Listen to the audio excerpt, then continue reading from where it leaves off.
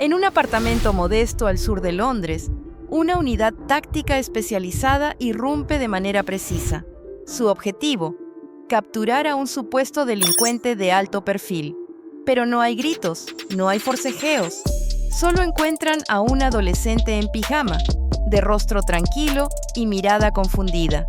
Tiene apenas 16 años. Se llama Mustafa Al-Bassam. A simple vista, no parece representar amenaza alguna, pero las apariencias engañan. Frente al monitor, su identidad es otra: Teflow, un alias que ya había encendido todas las alarmas en los servicios de inteligencia más importantes del planeta.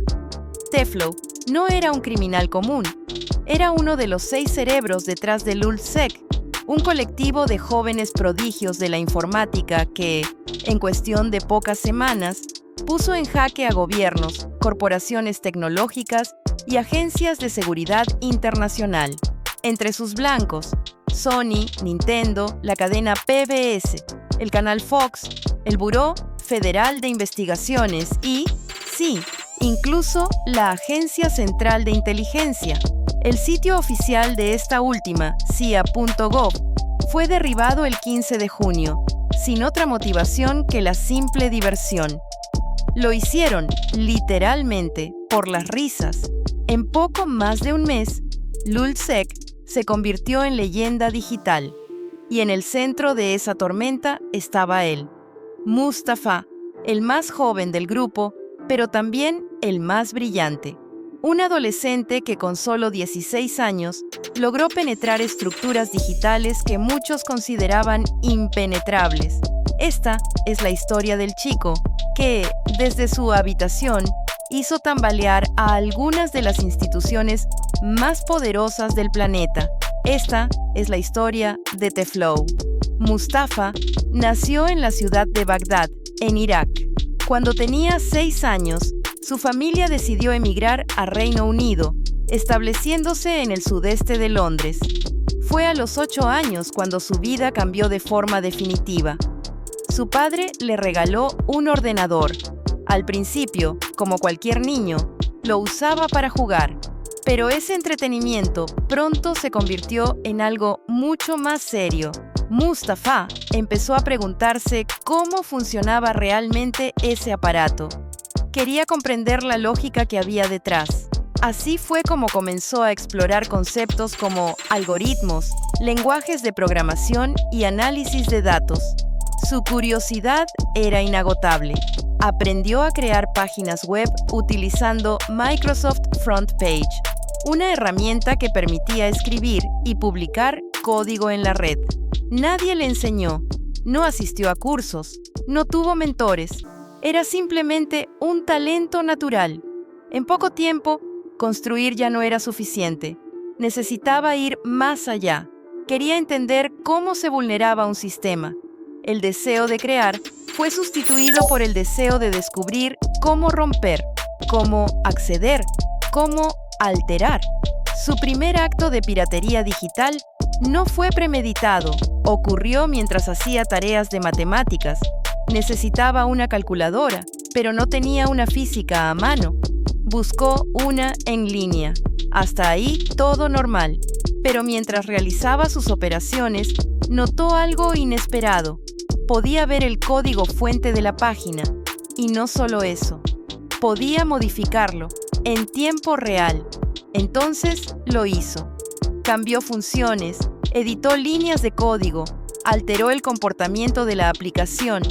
No hubo virus, ni programas maliciosos, ni intenciones oscuras. Solo una inmensa curiosidad, una mente inquieta. Un niño que ya apuntaba a convertirse en uno de los hackers más temidos del mundo, sin siquiera proponérselo. Desde ese instante, la rutina de Mustafa cambió por completo. Ya no se trataba de juegos ni de simples búsquedas en línea. Pasaba horas frente a la pantalla, explorando, analizando y sobre todo hackeando. Páginas locales, foros con escasa protección, portales con errores básicos de seguridad.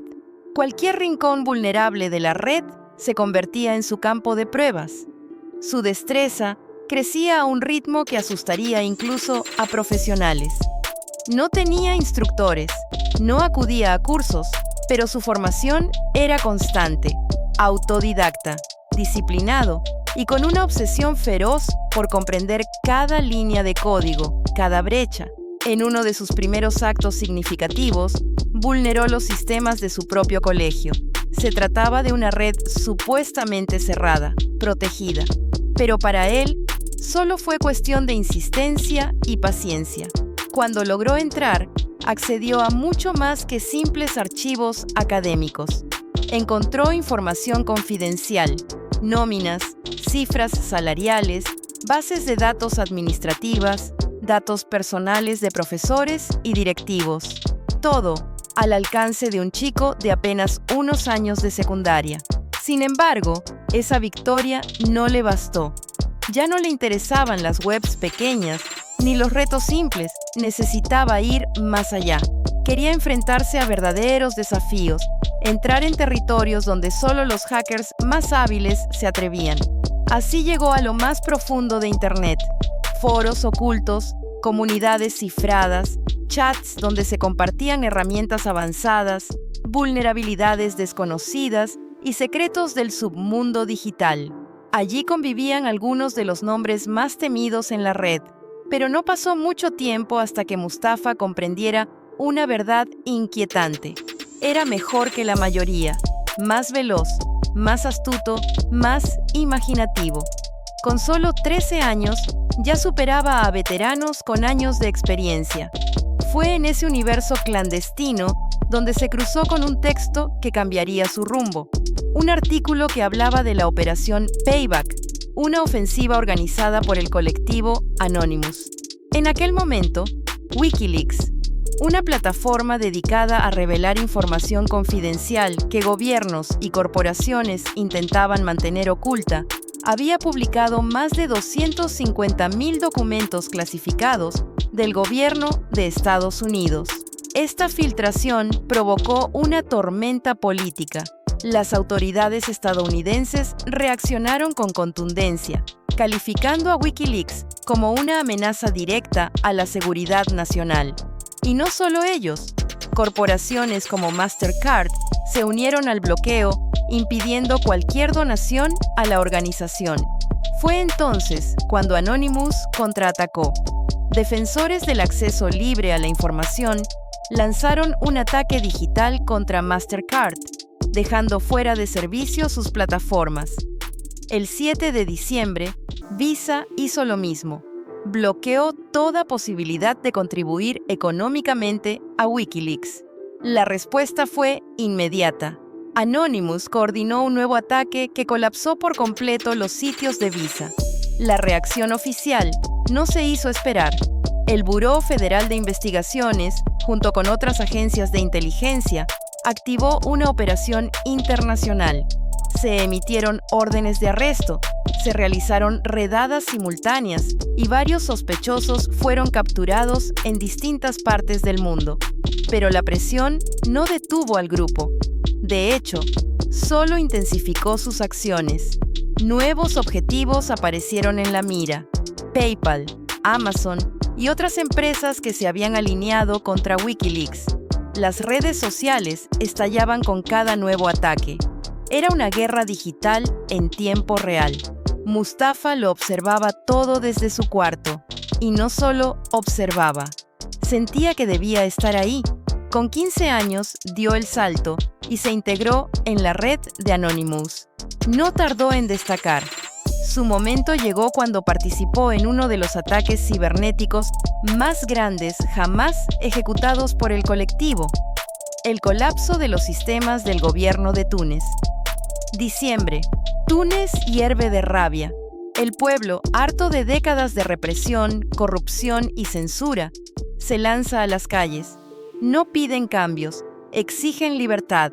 En el poder está Zine, el Abidine Ben Ali, un hombre que no dirigía un país, lo asfixiaba. No gobernaba, dictaba.